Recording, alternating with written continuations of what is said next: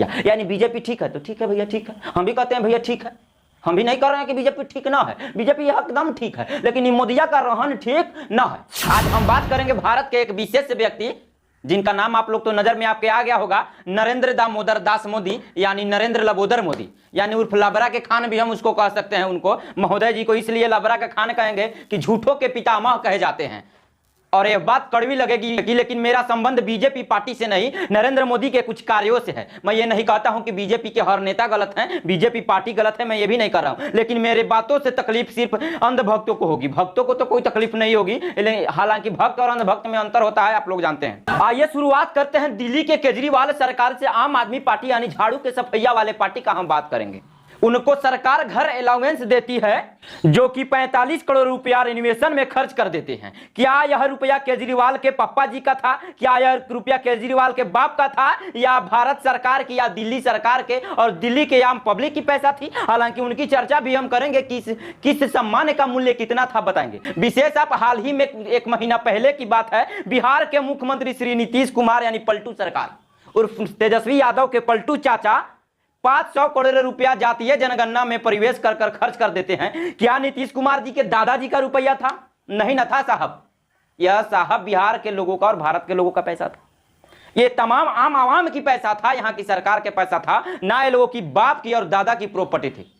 कही जाएगी तो इनको तकलीफ होती होगी, लेकिन सच्चाई के लिए जेल भी जाना पड़े तो कोई बड़ी बात नहीं है। वीडियो जरूर शेयर करिएगा, एक बार गाली भी देना होगा तो कमेंट में जूता मारिएगा, कोई फर्क नहीं पड़ता है।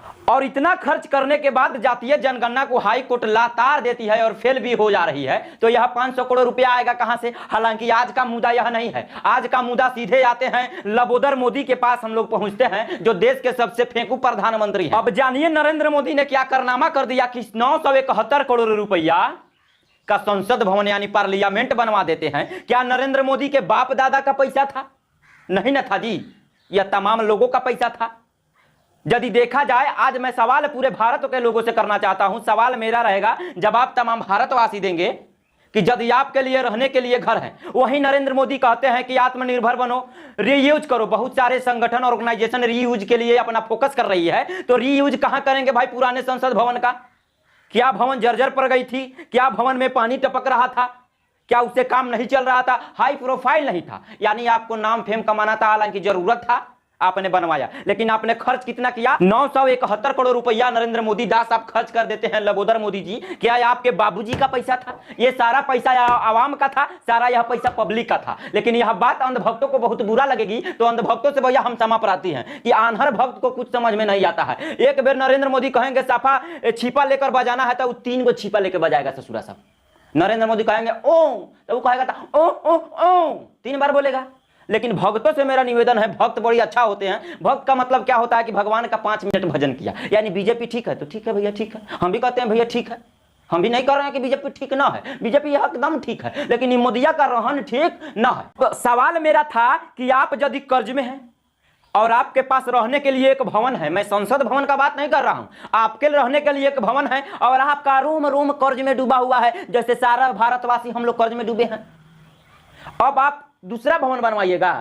अब आप 83 लाख के भवन को हटाकर 971 करोड़ के आप भवन बनवाते हैं, आप बनवाइएगा जब आप कर्ज में हैं। भवन कब बनता है? हम सुखी हैं, संपन्न है, कर्ज में नहीं है, आमद आ रहा है, पैसा आ रहा है, चलो एक भव्य भवन का निर्माण करते हैं। नरेंद्र मोदी की अगर हिस्ट्री उठाकर देखा जाए, जब 2014 से लेकर 2022 के बीच में 85 लाख करोड़ कर्ज में यह भारत को डुबो दिए, नेम और फेम बनाने के चक्कर में। जो 3 लाख का कोटवा 7 लाख का पहनते हैं, मोदी जी के बाबूजी का पैसा रहता है। अब उनको सैलरी 1.5 लाख रुपया मिलता है। क्या 1.5 लाख रुपया मिलता है उनको? 1.5 लाख में उनका मेंटेनेंस हो जाता है। आप समझिएगा, नहीं समझ पाइएगा। अगर धरातल पर देखा जाए तो यह नेता देश बेच दिया सब ससुरा सब। आई सब का यदि पैसा बाहर निकाल दिया जाए तो इस देश में कोई गरीब नहीं बचेगा। मैं ये दावे के साथ कह देता हूं, जितना काला धन यहाँ के नेता लोग रखे हैं, कुत्ता वाला खाकी जो नहीं पहनता है, कुत्ता वाला नेता जो बोला जाता है कुर्ता वाला, और इसी कर्ज को सधाने के लिए हर जगह हम टैक्स पे टैक्स देते हैं। 600 रुपया में मिलने वाला गैस आज 1250 रुपया में मिलता है। पर लीटर पेट्रोल पर 45 रुपया हम लोग टैक्स देते हैं। पिछवाड़ा फट गया आम नागरिकों का, आम लोगों का, महंगाई के चलते। लेकिन मोदी ससुरा एकदम भोज कर रहा है, जय जय है पूरा। लगता है विदेशी सबको दिखाएगा बाप रे बाप, हमारा भारत में कोई ये कमी नहीं है, कोई आएगा एक दिन में साफ लगाएगा, डेमो से पूरा परिवर्तन कर देगा। तो दिखावा कबले करिएगा? आपका जीडीपी मजबूत नहीं है, आप एकदम मजबूत नहीं है, खलिया झोरा छाप मजनू शॉर्ट टाइम खुशी कब तक लीजिएगा रे भैया? 4 दिन की चांदनी बाकी अंधेरी रात, जब सारा कर्ज सज जाएगा तब भारत औकादे पर आ जाएगा। तो दिखावा करने से कोई फायदा है?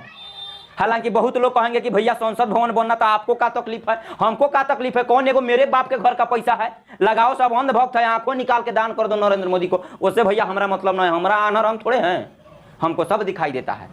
और इतना खर्च करने का ध्यान आपके नजर में 24 घंटा है, लेकिन आपकी बेटियां दिल्ली जंतर मंतर पे मार खाती हुई नजर आती है तो आपको ध्यान नहीं है। आज आप उस महासन ब्रिजभूषण जी को वहां संसद में बैठाकर आप अपने बगल में बैठाकर चाय पिलाते हुए नजर आ रहे हैं। आज आपकी बेटियां रोड पर हिंजड़ों की फौज से मार खाती हुई नजर आ रही है, जो आपको भारत को ओलंपिक मेडल, गोल्ड मेडल ला करके देती है, उस बेटियों का क्या? कुछ नहीं।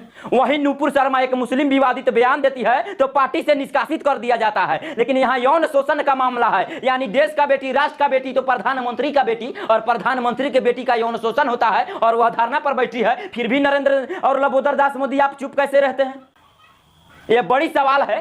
कुछ लोगों को बुरा लगेगा, हालांकि उन बेटियों को मिलना चाहिए न्याय कि नहीं मिलना चाहिए? क्या ब्रिजभूषण सिंह को पार्टी से लात मार कर बाहर निकालना चाहिए कि नहीं? यानी नरेंद्र मोदी से ज्यादा ताकतवर ब्रिजभूषण सिंह है, इससे यही प्रतीत होता है।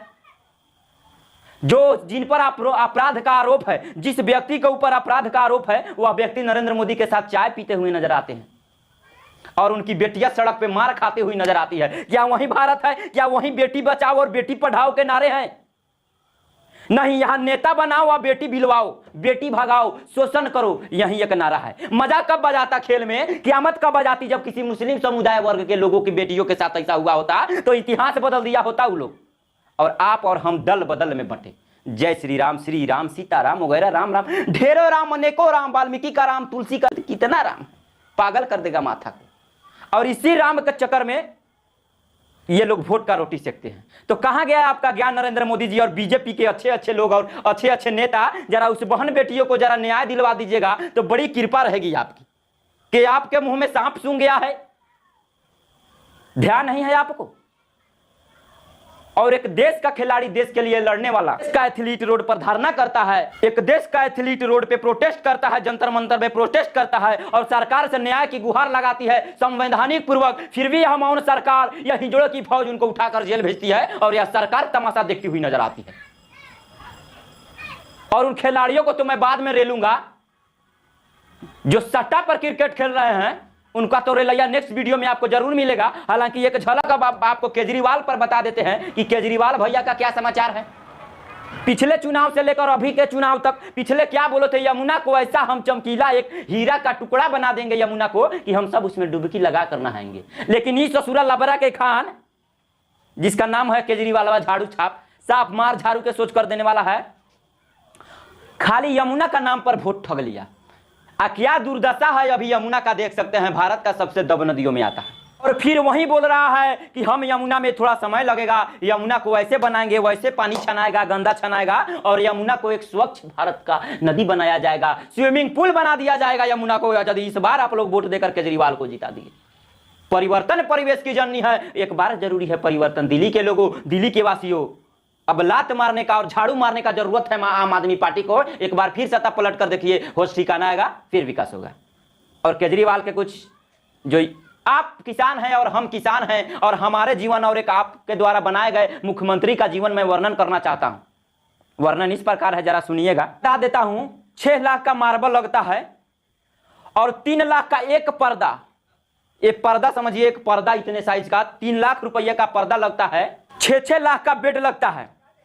आप समझ सकते हैं, आप किसान जिसके पैसे से वो शौक कर रहा है, ऐश कर रहा है, सो आराम कर रहा है, आप 100 रुपया का बेडशीट लगाकर सो जाते हैं। लेकिन वहीं आपका दिया हुआ केजरीवाल, आपका चुना हुआ केजरीवाल 6 लाख का बेड पर सोता है और 70 लाख रुपये का किचन होता है केजरीवाल का।